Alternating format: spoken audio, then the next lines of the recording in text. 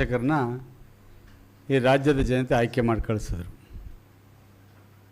ಅವ್ರಿಗೆ 5 ವರ್ಷಗಳ ಕಾಲ ಪೂರ್ಣಾವಧಿ ಮುಗಿಸ್ಬೇಕು ಅಂತಕ್ಕಂಥದ್ದು ನಮ್ಮದೆಲ್ಲ ಆಸೆ.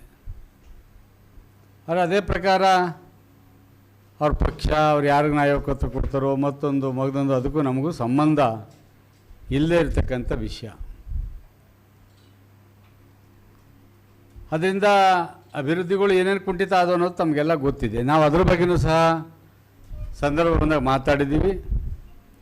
ಇತ್ತೀಚೆಗೆ ಬದಲಾವಣೆಯಾದ ಸಂದರ್ಭದಲ್ಲಿ ಸನ್ಮಾನ್ಯ ಸಿದ್ದರಾಮಯ್ಯನವರು ರಾಜೀನಾಮೆ ಕೊಟ್ಟಿದ್ದಾರೆ. ಸನ್ಮಾನ್ಯ ಡಿ.ಕೆ. ಶಿವಕುಮಾರ್ ಅವರು ಮುಖ್ಯಮಂತ್ರಿಯಾಗಿ ಆಡಳಿತ ಪಕ್ಷದ ನಾಯಕರಾಗಿ ಆಯ್ಕೆ ಆಗಿದ್ದಾರೆ. ಸದ್ಯದಲ್ಲೇ ಮುಖ್ಯಮಂತ್ರಿಯಾಗಿ ಪ್ರಮಾಣ ವಚನ ತೆಗೆದುಕೊಳ್ತಾರೆ. ಈ ಸಂದರ್ಭದಲ್ಲಿ ಕೆಲವು ಕಿಡಿಗೇಡಿಗಳು ಯಾರನ್ನೋ ಮೆಚ್ಚೋಸ್ಕೋಸ್ಕರ ನಮ್ಮ ಪಕ್ಷದ ವರಿಷ್ಠರ ಬಗ್ಗೆ ಬಹಳ ಕೇವಲವಾಗಿ ಮಾತಾಡಿದ್ರೆ ನಾವೆಲ್ಲೋ ದೊಡ್ಡ ಮನುಷ್ಯರಾಗ್ಬಿಡ್ತೀವಿ ಅಂತಕ್ಕಂಥ ಭಾವನೆಯಲ್ಲಿ ಮಾಧ್ಯಮಗಳು ತಾವೆಲ್ಲ ನೋಡಿದಿರಿ. ದೇವೇಗೌಡರ ಮನೆಯಲ್ಲಿ ಸೂತಕದ ಛಾಯೆ ಬಂದ್ಬಿಟ್ಟಿದೆ ಅಂತಕ್ಕಂಥದ್ದನ್ನು. ಸೂತಕದ ಛಾಯೆ ಅಂತಕ್ಕಂಥದ್ದು ಆ ಮನೆಗಳಲ್ಲಿ ಸಾವಾದ ಸಂದರ್ಭದಲ್ಲಿ ಸನ್ಮಾನ್ಯ ಚಲುವರಾಯ ಸ್ವಾಮಿಯವರು ಯಾರ ಸಾವನ್ನ ಬಯಸ್ತಾ ಇದ್ದಾರೆ ಅದನ್ನು ಅವರು ಸ್ಪಷ್ಟವಾಗಿ ಹೇಳಬೇಕು. ಸೂತಕದ ಛಾಯೆ ಏನಕ್ಕೆ ಬಂತು? ನಿಮ್ಮ ಪಕ್ಷದಲ್ಲಿ ನೀವು ಯಾರು ಅಧಿಕಾರ ಕೊಟ್ಕೊಳ್ಳಿ, ಇನ್ನೊಂದು 2 ವರ್ಷ ಅಧಿಕಾರ ಇದೆ, 1.5 ವರ್ಷ 2 ವರ್ಷ ನೀವು ಏನಾದರೂ ಮಾಡ್ಕೊಳ್ಳಿ, ನಾವು ಸಂತೋಷ. ನಾವು ವಿರೋಧ ಪಕ್ಷದ ಕೂತ್ಕೊಂಡು ಕೆಲಸ ಮಾಡ್ತಕ್ಕಂಥವ್ರು. ಸೂತಕದ ಛಾಯೆ ಏನಕ್ಕೆ ಬಂತು? ಇದು ನಾನು ಅವರ ವಿರೋಧಿ ಅಭ್ಯರ್ಥಿಯಾಗಿ ಪ್ರಶ್ನೆ ಮಾಡ್ತಾರೆ. ನನಗೂ ಅವರು ಶಾಸಕರು, ನನಗೂ ಅವರು ಮಂತ್ರಿ ಆಗಿದ್ದವರು. ನಾನು ಸೋತ ತಕ್ಷಣ ಅವ್ರು ನನ್ನ ಶಾಸಕರು ಅಲ್ಲ ಅಂತ ಹೇಳೋಕ್ಕೆ ಚಲುವರಾಯಸ್ವಾಮಿಯವರೇ ನನಗೆ ಇವತ್ತು ಶಾಸಕರು. ಆದರೆ ನನ್ನ ತಾಲೂಕಿನ ಜನತೆಗೆ ಅವಮಾನ ಆಗ್ತಾಯಿದೆ. ಒಂದು ಕಡೆ ಅವರ ಪಕ್ಷದ ಕಾರ್ಯಕರ್ತರಿಗೆ ಕಪಾಳ ಮೋಕ್ಷಕ್ಕೆ ಮಾಡಿದ್ರೂ ಇನ್ನೂ ಬುದ್ಧಿ ಬಂದಿಲ್ಲ ಅಂದರೆ ನಾವು ಯಾವ ರೀತಿ ಇವರಿಗೆ ಬುದ್ಧಿ ಹೇಳ್ತಕ್ಕಂಥದ್ದು? ಯಾರ ಸಾವನ್ನ ಬಯಸಿದಿರಿ ತಾವು? ಯಾರನ್ನ ಮೆಚ್ಚಕ್ಕೋಸ್ಕರ ಹೋಗ್ತಾ ಇದ್ದೀರಿ? ದೇವೇಗೌಡ ಇತಿಹಾಸ ಇಲ್ಲಿದ್ದೇ ನನಗೆ ಭಾಳ ಗೊತ್ತು ಅಂತೇಳಿ ಏನ್ರಿ ಗೊತ್ತು ನಿಮಗೆ? ಎಸ್.ಎಂ. ಕೃಷ್ಣರವರು ಒಂದು ಕಾಲದಲ್ಲಿ ಮುಗಿದೇ ಹೋದರು ರಾಜಕೀಯವಾಗಿ ಅಂತಕ್ಕಂಥ ಸಂದರ್ಭದಲ್ಲಿ ಜೀವ ಕೊಟ್ಟವ್ರು ಯಾರು? ಅವ್ರನ್ನ ಕರ್ಕೊಂಬಂದು ರಾಜ್ಯಸಭಾ ಮೆಂಬರ್ ಮಾಡಿ ತದನಂತರ ಅವ್ರು ಮುಖ್ಯಮಂತ್ರಿ ಆಗೋವರೆಗೂ ಸಹಕಾರ ಕೊಟ್ಟವ್ರು ಯಾರು? ಇದೇ ಸದಾನಂದ ಗೌಡರು ಮುಖ್ಯಮಂತ್ರಿ ಆದಂಥ ಸಂದರ್ಭದಲ್ಲಿ ಸಂಪೂರ್ಣವಾಗಿ ಪಕ್ಷಾತೀತವಾಗಿ ಸಹಕಾರ ಕೊಟ್ಟಂಥವ್ರು ಯಾರು? ಇವತ್ತು ಡಿ.ಕೆ. ಶಿವಕುಮಾರ್ ಅವರು ಮುಖ್ಯಮಂತ್ರಿ ಆಗಿಬಿಟ್ರೆ ದೇವೇಗೌಡರು ಹೊಟ್ಟೆ ಹೊರಿತು. ಏನು ಪ್ಲ್ಯಾನ್ ಮಾಡಿದರು ದೇವೇಗೌಡರು? ನಾವು ಇವತ್ತು BJP ಜೊತೆ NDAನಲ್ಲಿ ನಾವು ಅವ್ರ ಜೊತೆಯಲ್ಲಿದ್ದೇವೆ. ಕಾಂಗ್ರೆಸ್ನವ್ರಿಗೆ ಏನು ಪ್ಲ್ಯಾನ್ ಮಾಡೋಕ್ಕಾಗ್ತದೆ? ನಾವು ಏನು ಹೇಳ್ತಾರೆ? ಅವ್ರ ಪ್ಲ್ಯಾನ್ ಫೇಲ್ಯೂರ್ ಆಗ್ಬಿಡ್ತು, ಅದಾವು ಏನು ಪ್ಲ್ಯಾನ್ ಮಾಡಿದ್ರು?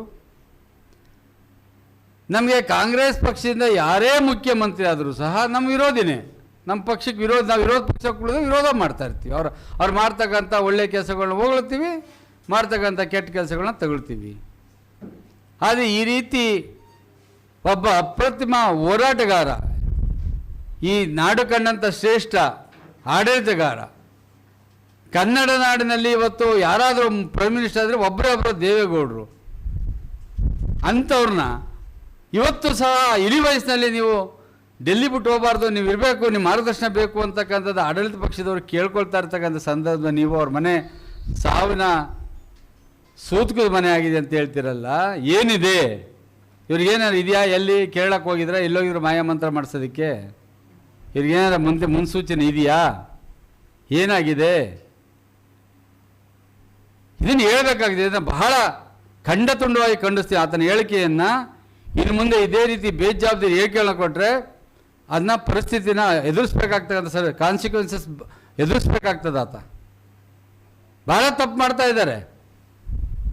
ಅದೇನು ಅಧಿಕಾರದ ಮದನೋ ಹಣದ ಮದನೋ ಇಲ್ಲ ದುರಹಂಕಾರನೋ ಯಾವುದೂ ಅರ್ಥ ಆಗ್ತಾ ಇಲ್ಲ.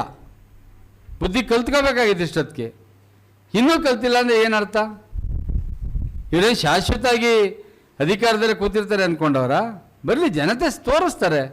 ಚುನಾವಣೆ ಬಂದಂಥ ಸಂದರ್ಭದಲ್ಲಿ ಯಾರ್ಯಾರು ಏನೇನು ಅಂತಕ್ಕಂಥದ್ದನ್ನ ತೋರಿಸ್ತಾರೆ. ಬರಲಿ, ಚುನಾವಣೆ ಬರಲಿ. ಇವ್ರದ್ದೇನು, ಇವ್ರ ಯೋಗ್ಯತೆ ಏನು, ನಮ್ಮ ಯೋಗ್ಯತೆ ಏನು, ಎಲ್ಲ ಯೋಗ್ಯತೆಗಳನ್ನು ತೆಗೆದಿರ್ತಾರೆ. ಆದರೆ ಈ ದೇಶ ಕಂಡಂಥ ಒಬ್ಬ ಅದ್ಭುತ ವ್ಯಕ್ತಿಯ ಕುಟುಂಬದ ಬಗ್ಗೆ ಮಾತಾಡ್ತಕ್ಕಂಥದ್ದು, ಅವ್ರ ಬಗ್ಗೆ ಮಾತಾಡ್ಬಿಟ್ರೆ ನಾನೆಲ್ಲ ದೊಡ್ಡ ಮನುಷ್ಯ ಆಗ್ತೀನಿ ಅಂತಕ್ಕಂಥದ್ದು, ಅವ್ರನ್ನ ಹೆಸರಿನಲ್ಲಿ ಮಾತಾಡಿ ನಾನು ಲೀಡರ್ ಆಗೋಗ್ತೀನಿ ಅಂತಕ್ಕಂಥದ್ದು ಇವರ ಭ್ರಮೆ. ಆ ಭ್ರಮೆ ಬಹಳ ದಿವಸ ಉಳಿಯೋದಿಲ್ಲ, ಭಾಳ ಹತ್ತುದಲ್ಲಿ ಹೋಗ್ತಕ್ಕಂಥದ್ದು. ಈ ಸಂದರ್ಭದಲ್ಲಿ ನಾನು ಆ ಹೇಳಿಕೆಯನ್ನು ಭಾಳ ಖಂಡಿತವಾಗಿ ಖಂಡತುಂಡವಾಗಿ ಖಂಡಿಸ್ತಾ ಇದ್ದೀವಿ. ಇವತ್ತು ಯಾವ ಯಾವ ರೀತಿ ದ್ವೇಷವನ್ನು, ರಾಜಕಾರಣವನ್ನು ಮಾಡ್ತಾ ಇದ್ದಾರೆ, ಯಾವ್ಯಾವ ಇಲಾಖೆಯಲ್ಲಿ ಯಾವ್ಯಾವ ರೀತಿ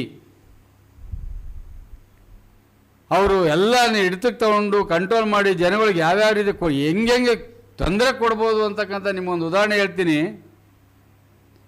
ಬೆಳ್ಳೂರು ಪೊಲೀಸ್ ಲಿಮಿಟಲ್ಲಿ ಇತ್ತೀಚೆಗೆ ಈ ಸ್ಪೀಟ್ ಆಡೋರನ್ನ, ಕ್ರಿಕೆಟ್ ಆಡೋರನ್ನ ಅವ್ರನ್ನೆಲ್ಲ ರೈಡ್ ಮಾಡಿದ್ದಾರೆ. ಅಲ್ಲಿ ಪೊಲೀಸ್ನವರೇ ಮಾಡಿದ್ದಾರೆ.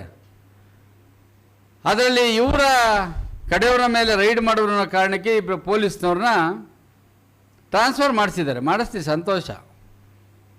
ಆ ಪೊಲೀಸ್ನವ್ರು ಹೋಗಿ ಏನೋ ಕೈ ಮುಗಿದು, ಸ್ವಾಮಿ ನಾವೆಲ್ಲ ಮಕ್ಕಳು ಮರಿಗಳು ಇಲ್ಲೆಲ್ಲ ಇದ್ದಾವೆ, ಅವ್ರನ್ನ ನಾವು ಈಗ ಈ ಹಂತದಲ್ಲಿ ಟ್ರಾನ್ಸ್ಫರ್ ಮಾಡ್ಬಿಟ್ರೆ ತೊಂದರೆ ಆಗ್ತದೆ, ಸ್ವಲ್ಪ ಕಾಲಾವಕಾಶ ಕೊಡಿ ಅಂದರೆ, ಯಾರು ರೈಡ್ ಮಾಡಿ ಸಿಗಾಕೊಂಡಿದ್ದ ಅವನ ಹತ್ರ ಕೈ ಕಟ್ಕೊಂಡು ಕ್ಷಮೆ ಕೇಳ್ಬಿಟ್ಟು ಅವನ ಕೈಯಿಂದ ಫೋನ್ ಮಾಡಿಸೋ, ನಿನಗೆ ಇಲ್ಲೆಲ್ಲಾದರೂ ಇಲ್ಲೇ ಹತ್ರದಲ್ಲಿ ಹಾಕ್ಸ್ಕೊಡ್ತೀನಿ ಅಂತಕ್ಕಂಥದ್ದು.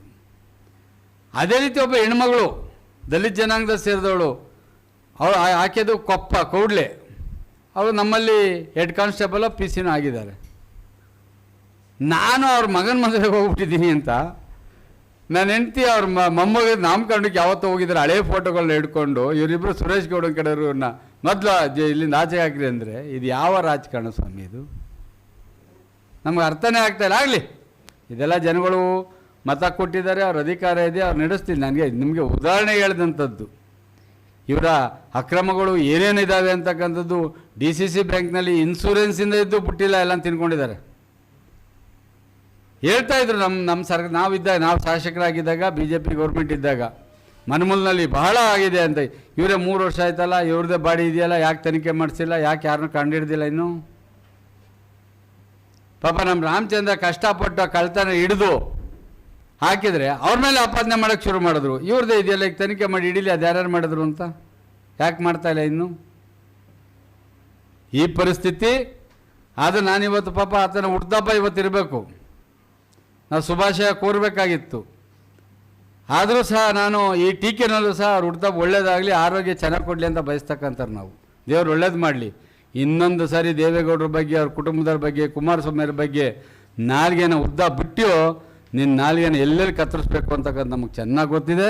ನಿನ್ನ ಹತ್ರ ಅಧಿಕಾರ ಇರ್ಬೋದು, ಹಣ ಇರ್ಬೋದು, ದುರಾಂಕಾರ ಇರ್ಬೋದು, ಅದಕ್ಕಿಂತ 10 ಪಟ್ಟು ನಡೆಸ್ಕೊಳ್ತಕ್ಕಂಥ ಶಕ್ತಿ ನಮ್ಮ ಹತ್ರ ಇದೆ. ಜನಗಳು ನಮ್ಗೆ ಆ ಶಕ್ತಿ ಕೊಟ್ಟಿದ್ದಾರೆ ಅಂತಕ್ಕಂಥ ಈ ಸಂದರ್ಭ ಎಚ್ಚರಿಕೆ ಮಾತನ್ನು ಆತನಿಗೆ ಹೇಳ್ತಾ ಇದ್ದೀವಿ. ಧನ್ಯವಾದಗಳು. ಅವ್ರಿಗೆ ಒಂದ್ಸರಿ ಗೊತ್ತಾಗ್ಬಿಡ್ತದೆ ಯಾರ್ಯಾರ ಮನೆ ಸಾಯ್ತಾರೆ, ಯಾರ್ಯಾರ ಮನೆ ಬದುಕ್ತಾರೆ, ಯಾರ್ಯಾರ ಮನೆ ಇದಾಗ್ತಾರೆ ಅಂತ ಅವ್ರಿಗೆ ಗೊತ್ತಾಗ್ತದೆ. ಅದಕ್ಕೋಸ್ಕರ ಅವರು ಮುಂದಾಲೋಚನೆಯಿಂದ ಹೇಳಿದ್ದಾರೆ. ಇದು ಅದೆಲ್ಲ ಎತ್ತಿದ ಕೈಗಳು, ಅದೇನು ಓಪನ್ ಆಗಿ ಹೇಳ್ತಾ ಇದ್ದೀವಿ, ಅದೆಲ್ಲ ಎತ್ತಿದ ಕೈಗಳು ಅವರು. ಹಾಂ, ನಾನು ಇರಲಿಲ್ಲ. ಕೊನೆಗೆ ಹುಡ್ದಬ್ಬ ಶುಭಾಶಯ ಹೇಳ್ತಾ ಇದ್ದೀವಿ. ಸುರೇಶ್ ಗೌಡನ ಜೀವನದಲ್ಲಿ ಅಡ್ಜಸ್ಟ್ಮೆಂಟ್ ರಾಜಕೀಯ ಇಲ್ಲ, ಅದಕ್ಕೆ ಬೇರೆಯವ್ರು ಇದ್ದಾರೆ ಅಡ್ಜಸ್ಟ್ಮೆಂಟ್ಗೆ.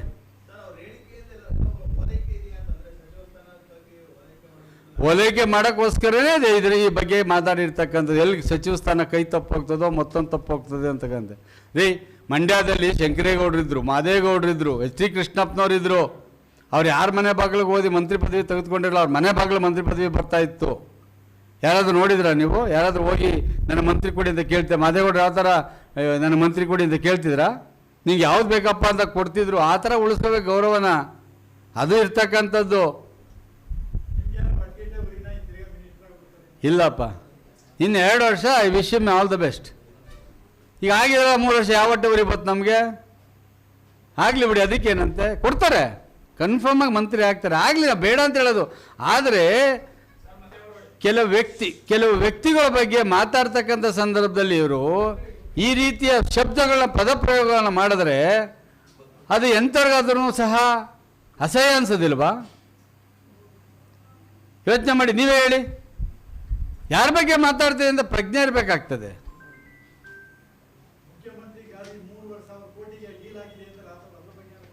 ಕಾಂಗ್ರೆಸ್ ಸಂಸ್ಕೃತಿ ಅದನ್ನೇನು ಮಾಡಲಿಕ್ಕೆ ಆಗೋದಿಲ್ಲ. ಅದು ಯಾವತ್ತಿದು ಕಾಂಗ್ರೆಸ್ ಸಂಸ್ಕೃತಿ, ಅದೇ ಸಂಸ್ಕೃತಿ. ಏನು ಮಾಡೋಕ್ಕಾಗುತ್ತೆ? ಅವರು ಪಾರ್ಟಿ ಕಟ್ಟಬೇಕಲ್ಲ. ಇಡೀ ದೇಶದಲ್ಲೆಲ್ಲ ಕರ್ನಾಟಕ ದುಡ್ಡು ತೊಗೊಂಡೋಗಿ ಪಾರ್ಟಿ ಕಟ್ಟಬಾರ್ವಾ? ಏನೂ ನಿರೀಕ್ಷೆ ಮಾಡಬೇಡಿ. ಈ ಕಾಂಗ್ರೆಸ್ ಸರ್ಕಾರ ಈ ರಾಜ್ಯವನ್ನು ಲೂಟಿ ಮಾಡೋದನ್ನು ಅತಿ ಹೆಚ್ಚಾಗಿ ನಿರೀಕ್ಷೆ ಮಾಡಿ ಇಟ್ಕೊಳ್ಳಿ.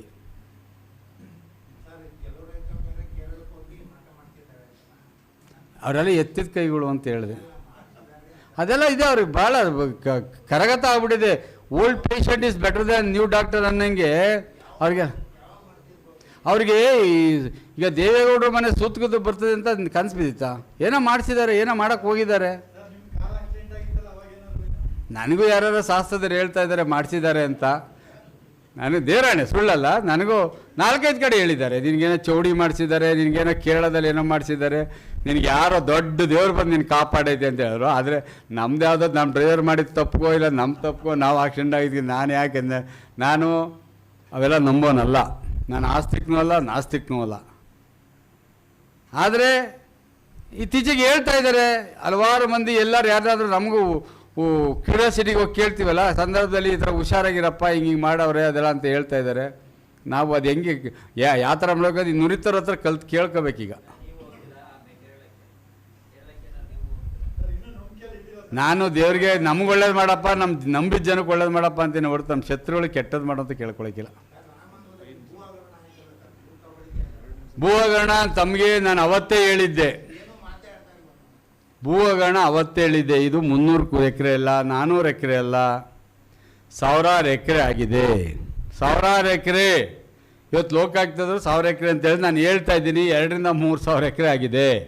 ಹೆಚ್ಚಿನ ವಿಡಿಯೋಗಳಿಗೆ ಪ್ರತಿಧ್ವನಿ ಯೂಟ್ಯೂಬ್ ಚಾನೆಲ್ ಸಬ್ಸ್ಕ್ರೈಬ್ ಮಾಡಿ, ಬೆಲ್ ಐಕಾನ್ ಕ್ಲಿಕ್ ಮಾಡಿ.